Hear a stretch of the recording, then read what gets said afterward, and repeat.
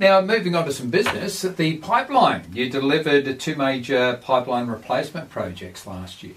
Yeah, well, we actually had one that was pretty visible down near Breslin Street on the Dawson Highway near the KFC. We had the road dug up there for about a month and a little bit just before Christmas there. So just like to shout out to the community and say thanks heaps for your forbearance, because we know it was inconvenient to some people. So thanks for that. That's actually now all been fixed up. The last of the line markings go on the road, I think it is today or tomorrow. Sure. And that'll be completely done. So that was a great piece of work. But closer to the dam, we've also had the 80-year-old Goolagumma pipeline being replaced all around Wordong Heights. So that project's also now completed. New pipes out there, which actually, keeps the life of that asset for another 80, 100 years, which is just fantastic. Yeah, and a good.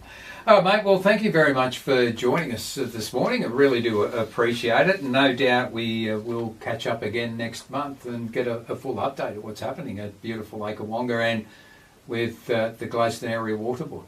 Thanks, Hammo.